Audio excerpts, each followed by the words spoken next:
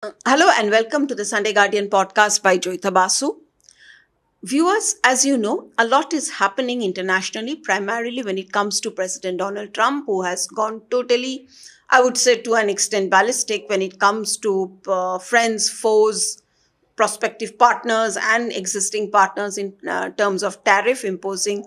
And particularly, hit has been China in terms of, I think, the last we heard, 145% tariffs he has declared. China is also not bowing down. So, how does it affect US China relations? How does it affect India's relationship with China, given that China is our immediate neighbor? What happens in terms of global trade and all? To discuss all this and more, I have Professor B.R. Deepak with me. He's a professor in Chinese studies in the Jawaharlal Nehru University in New Delhi. Now, he specializes in China's relations with major powers, including India, of course. He's also the author of several books, including books he has translated from Chinese. His latest book, in fact, he's just released two books, are called Rising India and China Strategic Rivalry in the Himalayas and the Indo-Pacific, and two volumes of it. Professor Deepak, welcome to the podcast. Thank you, Joyita. Thanks for having me. Okay, Professor Deepak, first question is that what exactly is the nature of US China trade relations which has actually made Trump take such big steps and declare such huge tariffs on China? I think What is the trigger that. I think trade as such, I would say, it should not have been a major issue. Why? Because it has been that way ever since you can say American dominance globally. Not only with China, it has been with various other countries. For example, if we talk about specific trade data, uh, China and United States, they are having a trade volume of over 560 billion US dollars. But problem is that United States is having major deficit. It is around 361 billion US dollars. That means United States, they import much more than what it export to China. It exports only to the tune of 144, 45 billion US dollars.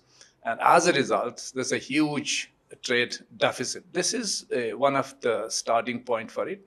But I think this is not really the problem. Problem is the structure of the trade and the kind of relationship this trade you can say has troubled, especially United States. For example, there are various scholars who have conducted studies, and in fact, some of the enterprises. In fact, I have quoted this in my latest, comment in Sunday Guardian. Uh, Bridgewater founder Ray Dalio.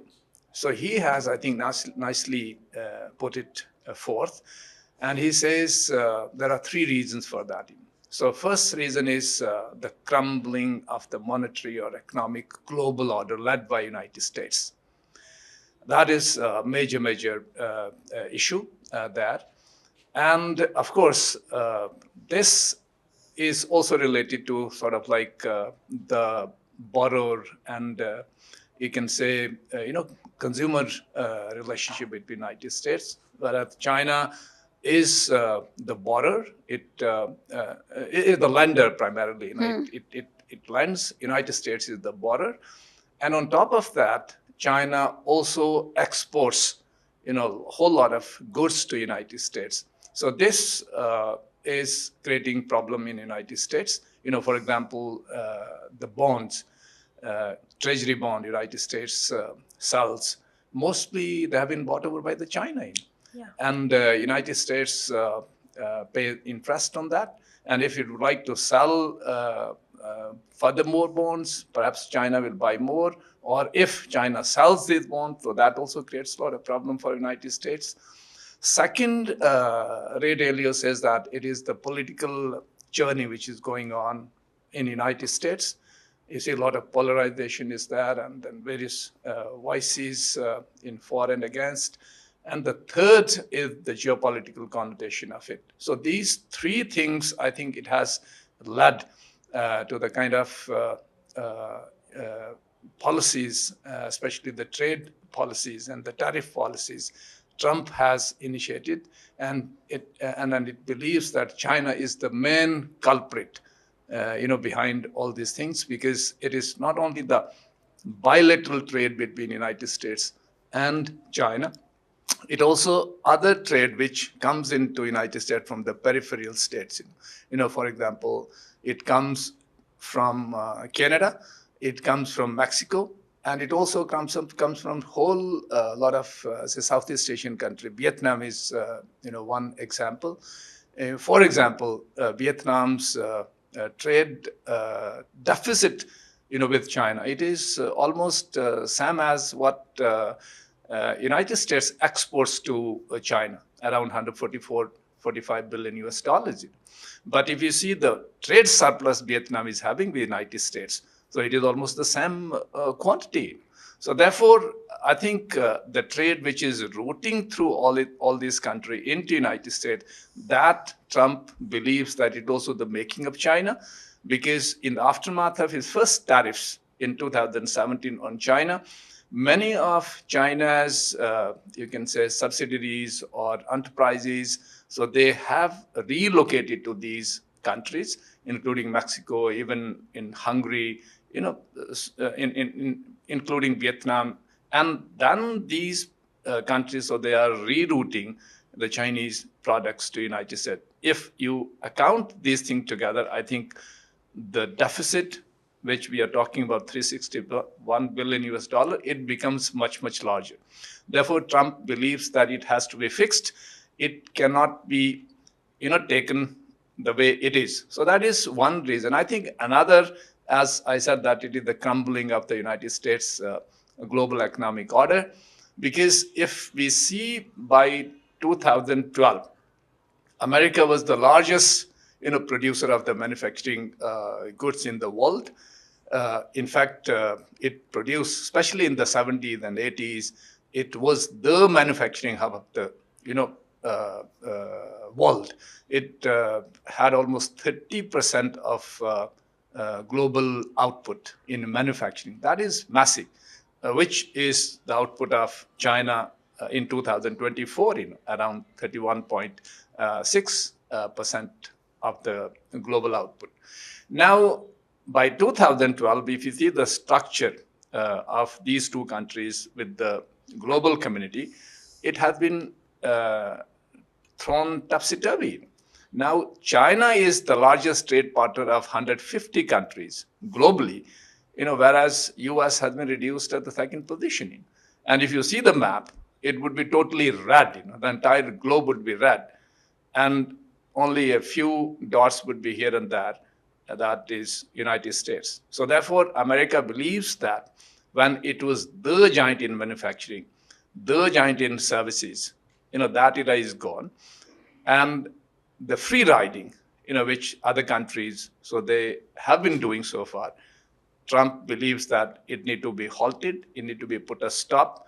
And that is why these tariffs, not only on China, though he has singled out China, but he has not spared his allies also. Yeah, to an extent, many of the allies and partners are also collateral damage. Vietnam is perhaps collateral damage, and other countries as well. Well, I don't know so much about India, why he did this to India in such a bad way. The thing is that now you see, when we are looking at something like this, will it be possible for him to reverse this situation and to take back to what you are talking about, say 2012, when US had that kind of hold on world trade, and not China, 31%, and trade with 150 countries? Is it possible for even Donald Trump to break that monopoly now which China has on global trade and manufacturing? He says that he will do it, but I think How? it is extremely impossible. It is extremely difficult, near to impossible. Why? Because at this point in time, as we were discussing, China produces 31.6% of the global manufacturing. it is the hub at this point in time. So that is one thing. And the second thing is, I think And we are not China even has taking into account its subsidiaries or vassal states where right. once you add that, that must be huge. Right, it is huge. I don't have the exact figures for that, but and then of course, the kind of manufacturing China is doing all over the world, it is massive. It is massive. It has shifted its supply chain. You can see the kind of trade it is having. It is having trade surplus of over $1 trillion US dollars, whereas United States is having a trade deficit of 1.2 trillion US dollars annually. That is massive, and that is how the kind of borrowing United States has done, and incurred almost 38 trillions of debt. So that is massive. So this that Trump believes that by way of tariffs or by way of various other things he's doing, he would be able to do it. But I think it is extremely impossible. If you see the first trade war with China in 2017, China's trade, you can say US's trade deficit with China between 2018, it was in 2018 itself, it was around 322 billion US dollars. Now, which after a period of, you can say, 6 years, it has risen to 361 billion US dollars. So that means it is increasing, right? So it is not decreasing. But if you see the entire volume of trade deficit, which I mentioned right now, 1.2 trillion US dollars, so which is 50% of its deficit in 2017. So therefore, China believes that, these tariffs, so they have not helped United States of America. Rather, so it has hurt United States of America, and the figures, if we believe it, I think they go the China way. So that is one thing. And another thing which China says, rather in defense of its stand, it says that in 2024, if we take into account the services which United States has benefited in China from, so they are massive. In 2024 alone, China said that US had surplus in service trade to the tune of 26 billion US dollars, and China was in deficit. And another argument which China gives is that if you take into account all the enterprises which are doing business in China, American enterprise, especially in the service and finance, so they have generated 491 billion US dollars in revenues. And whereas the Chinese enterprises in the United States, in the same year, they generated only 78 billion US dollars of revenue. So China argues that if you account service trade, so then China is in deficit, but it squares the trade in goods, which we said that, it is around 360 billion US dollar deficit for United States. So that is China's argument. And if we see these arguments, and this, by the way, has been spelled out in the white paper which China brought out on April 9th also, in defense of its trade policies, in defense of its, you can say, standpoint vis-a-vis United States.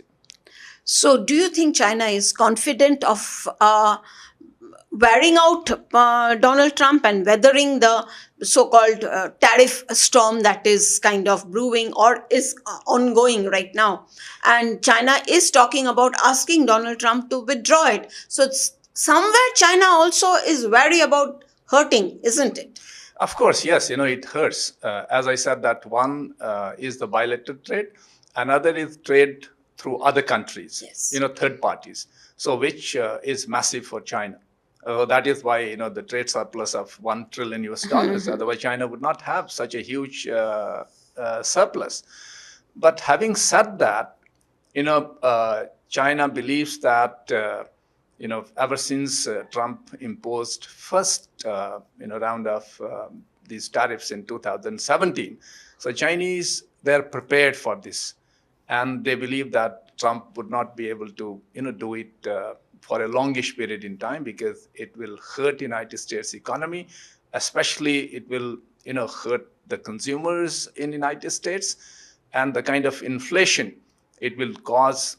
America being a democracy, there would be so many voices. As such, there is too much polarization in the United States. And as argued by Treasury Secretary Scott Bessent, in United States, only 10% of the people, the population, they hold 88% of the stock value, and rest around 50%. So they are in debt. United States, 50% population, it is in debt. And it is, I think, these people, they will create a huge hue and cry if this trade war goes on forever. So that is one thing. And another thing, I think people within Trump administration, including Elon Musk, and including Treasury Secretary Scott Bessent, I think they are also not in favor of having these kind of tariffs. And finally, China is a different society. It is, you can say, under one-party rule, and they can sustain it forever. And that is why we see that, spokesperson of the Ministry of Foreign Affairs, so they are playing so many propaganda videos, including Mao's video. And when Mao is saying during the Korean War in 1953, and it is addressed to the United States presidents, whether Truman or Eisenhower, so on and so forth, said that it depends on these people.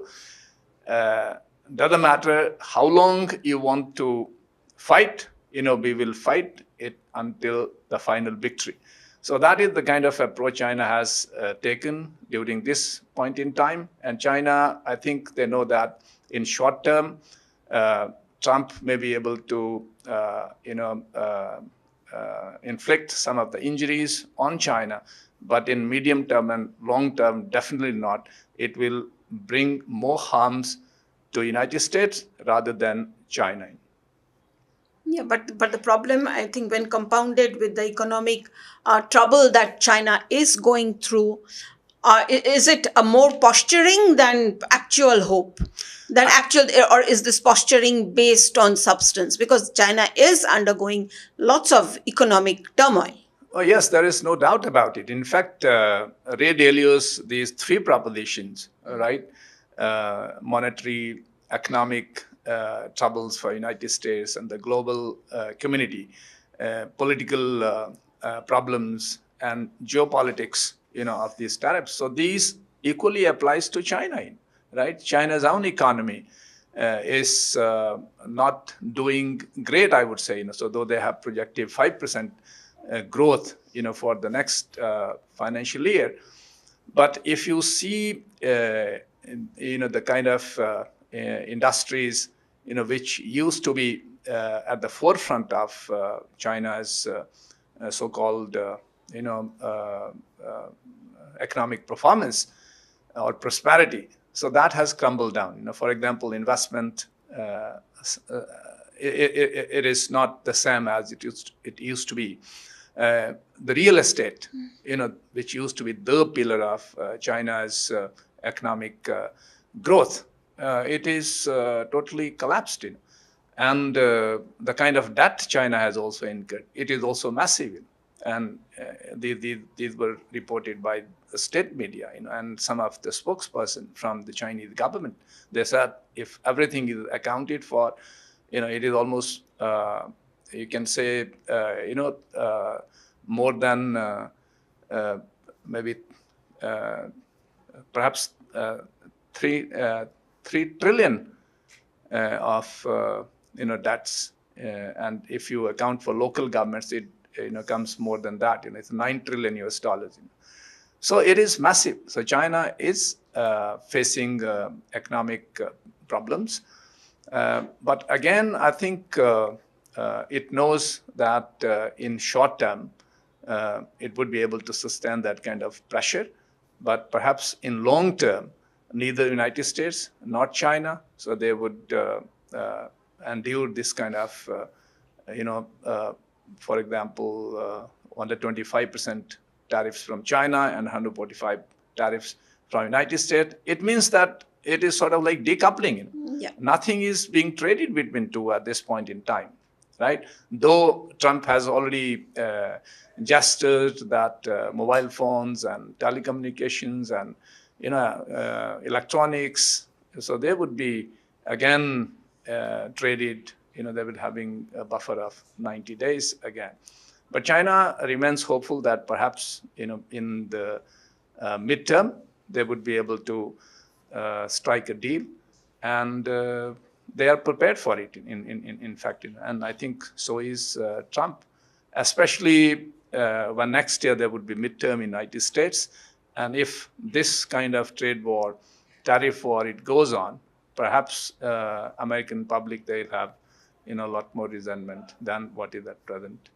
Yeah, now when we are looking at it in terms of geopolitical implications, what exactly does it mean for the world? Specifically at a time when China is kind of trying to influence a lot of countries, including India, the global south in particular. And it is already, when it comes to geopolitical military terms, it is trying to extend its extend its influence to a lot of countries, including to, say, for example, the countries that are south of the US. Look at what happened with the Hutchison port, which the US wanted, which Trump wanted a US company, US to buy, but China did not let that go. So what are the implications of this? Now, of course, one, there is going to be a lot of, churning and maybe turning the tables. A lot of imbalances would be there. So that is for sure. You see, already we are witnessing in the initial rounds of this tariff war almost 10 trillions of dollars. So they were eroded from the global markets. So that is one of the implications. And I think the second, in terms of you were saying this geostrategic. Yeah, so geostrategic implications of it. So this is again, I think, the kind of American order, which we have seen globally. So that again, I think is not sustainable. And in fact, even United States allies, so they are also doubting America's intentions. Though I think American intention is that they're allies, so they should be responsible for their own security.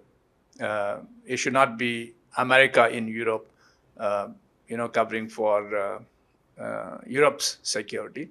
In South Asia or in Northeast Asia, perhaps, so they would like to strengthen coalition with Japan.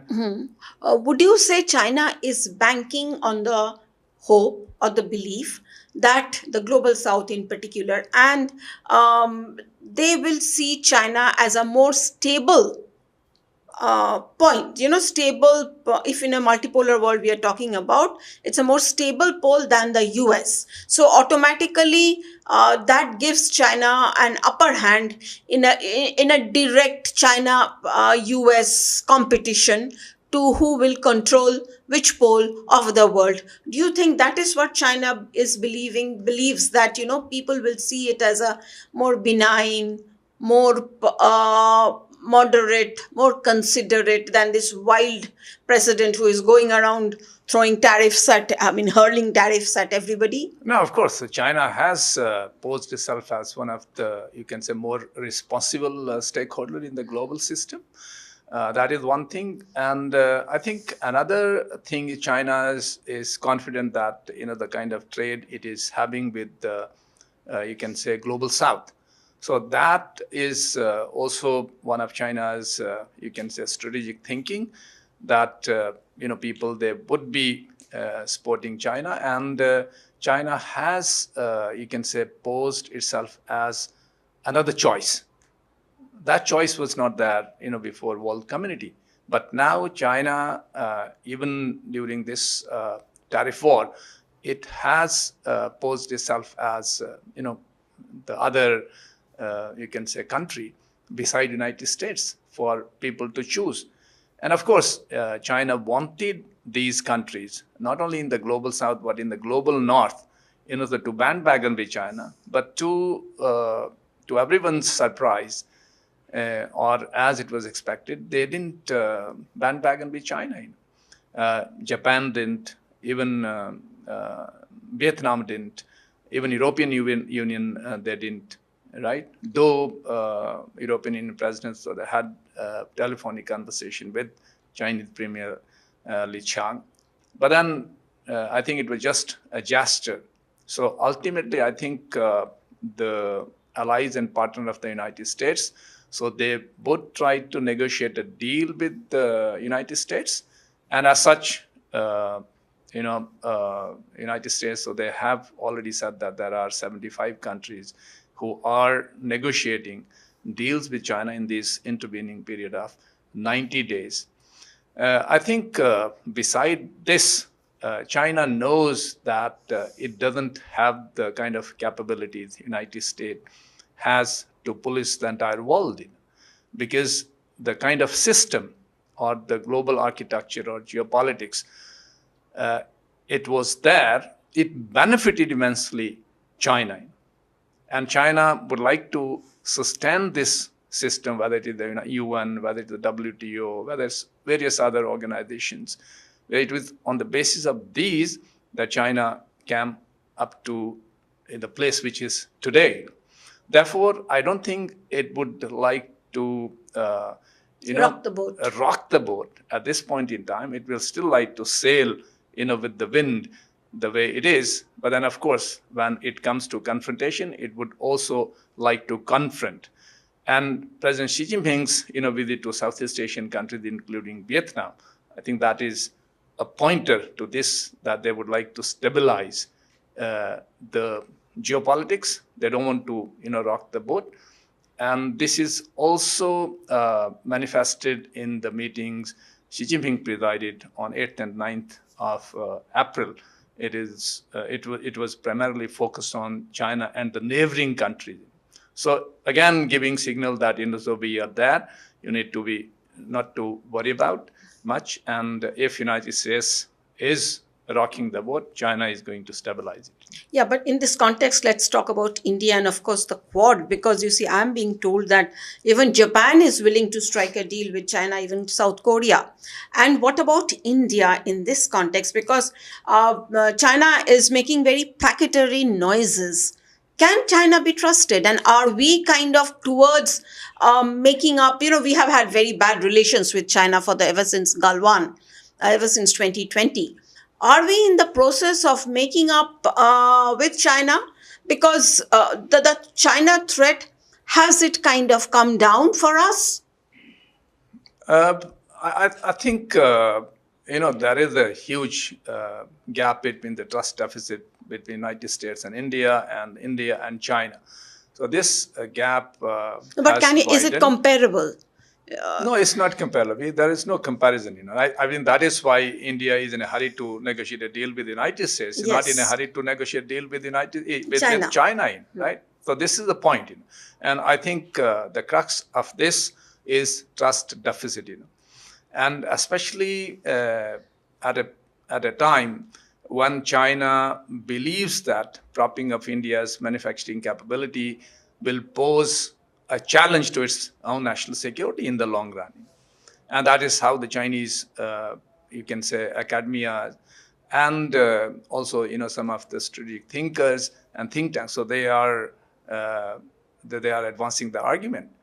In fact, some of their very, tall intellectuals, so they are towing this line that, no, we should not be, helping India in propping up its manufacturing. The way United States and Europe, so they propped up Chinese manufacturing, and today it became the kind of monster which United States and European Union, so they are dealing with it. Entire world, right? So they're actually working against India. So I think they also don't want to antagonize India, especially in the current scenario.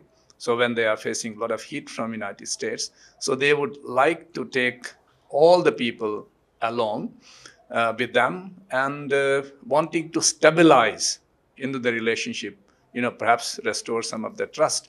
But then again, you see, we still do not have direct flights. We don't have Kailash Mansarovar Yatra, even though it has been emphasized and re-emphasized ever since Prime Minister Modi and Xi Jinping, they met in Kazan on 23rd of October last year, right? Russia. Yeah, in Russia. So therefore, I think for India and China to normalize this relationship, political as well as trade relationship. Trade, of course, it is going on. So we are having almost 37 billions of trade volume between us, and a massive deficit for us, over 100 billion US dollars. Because normalization would also mean dumping by the Chinese, isn't it? Naturally, so China would like to see, where it can put the things which are lying in the warehouses and which are lying at the ports, so on and so forth, And India would be a favorite destination, and Southeast Asian countries, so they would also be favorite destinations, for Chinese goods.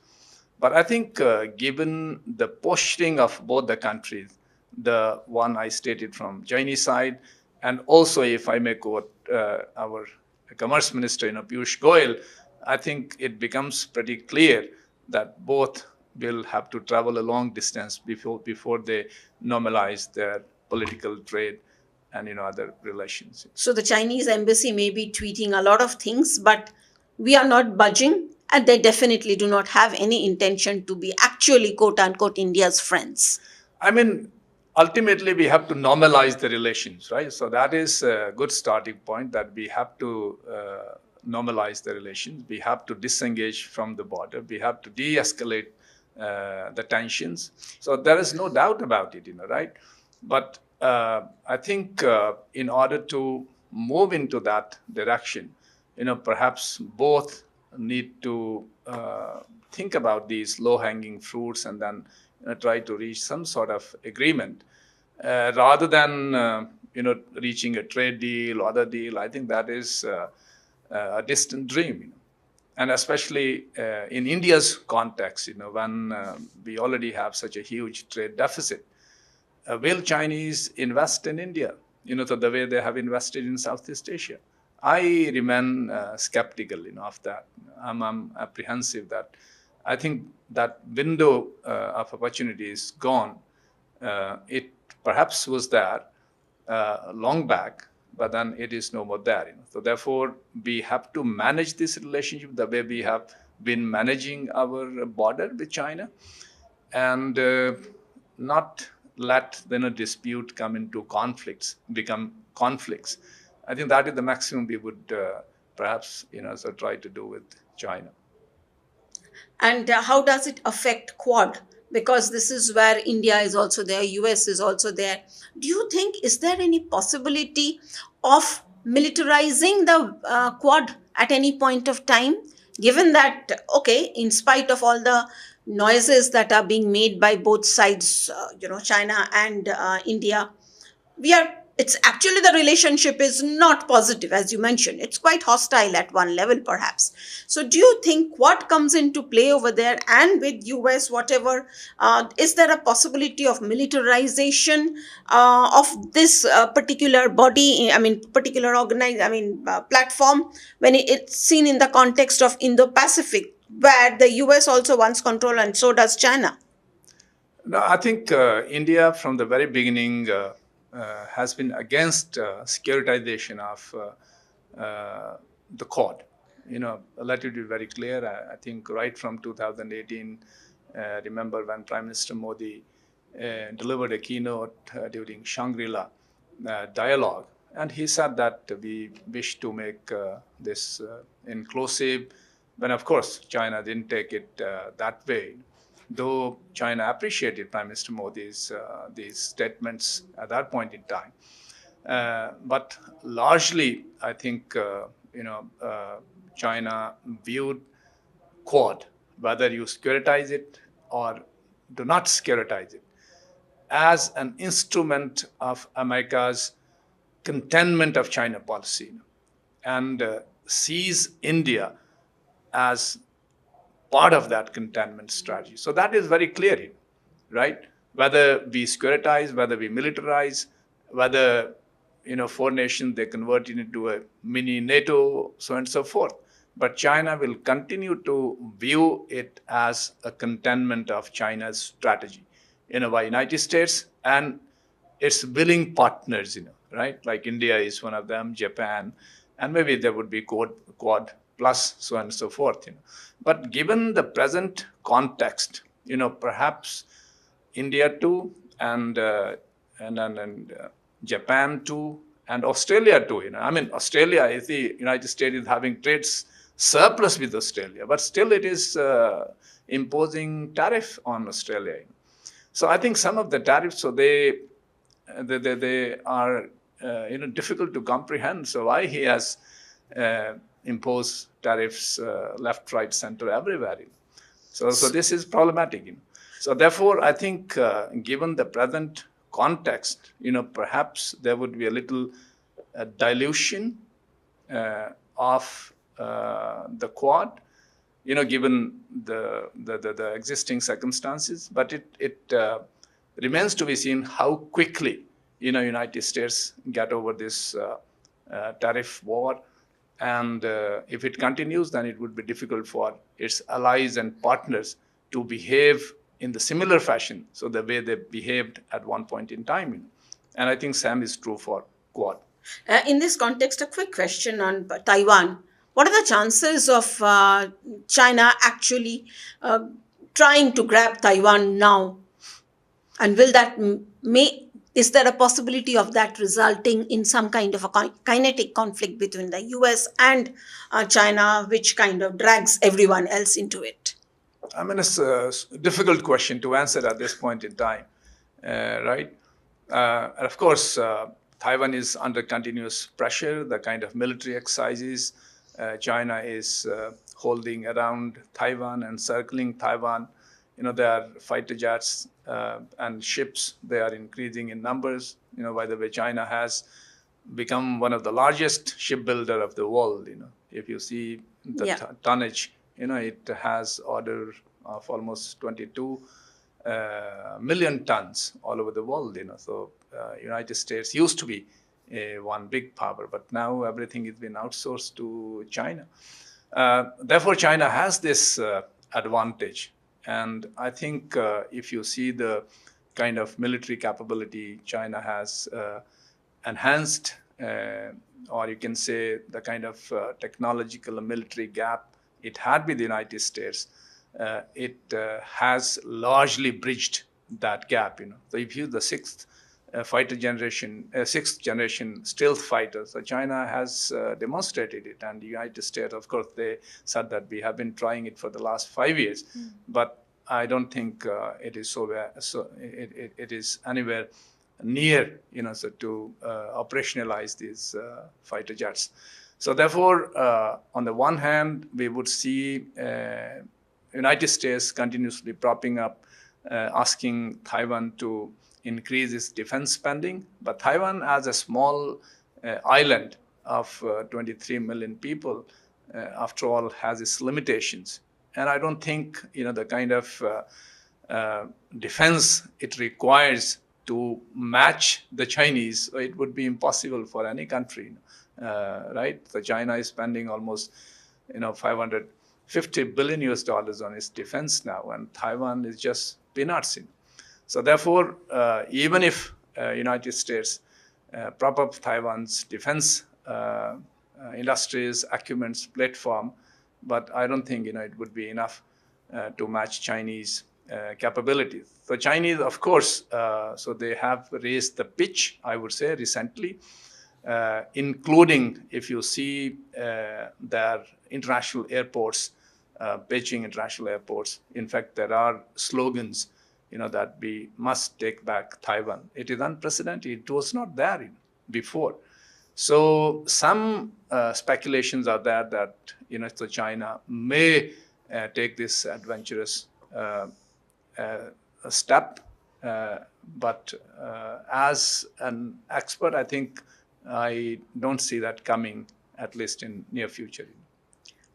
Last question. Does China believe that from a multipolar world, it is going to be a unipolar world where China is the dominant force? Does China believe that it is going to win the war, and will it actually win the war? In every way, in trade, we talk about trade, geopolitics, geostrategy, influence. I mean, anyway, China is conducting a political warfare with almost every country. Do you think that China actually will be able to transform the world into a unipolar world the way the US had made the world into for some time at least? I would say no, because as I've said that, so China has offered a choice that it is one of the serious players, but I think it's not there as yet. But does it believe it will be there? Of course, I think it believes the way they have earmarked or planned for 2020, 2035, how much global output their industry would produce by that time, and what kind of army so they should be having by that point in time, and then 2049. I think that is their goal. That by the 100th anniversary of the founding of the People's Republic of China, 2049, that is 1949. So they should be the global power. Though they say that they should be reaching the level of the medium level developed countries, but I think the real goal is to be the power by that time. But then again, the kind of uncertainties there are, the kind of economic problems, political problems that China will face, in the future. So that may rock the boat again. So we have to wait and watch it. So that is what Donald Trump is fighting against, and hoping perhaps also that he will be able to hobble China enough so that it does not become that the world does not become unipolar by 2049. Thank you, Professor Deepak, for being on the show. Thank you, viewers, for watching. Until the next time.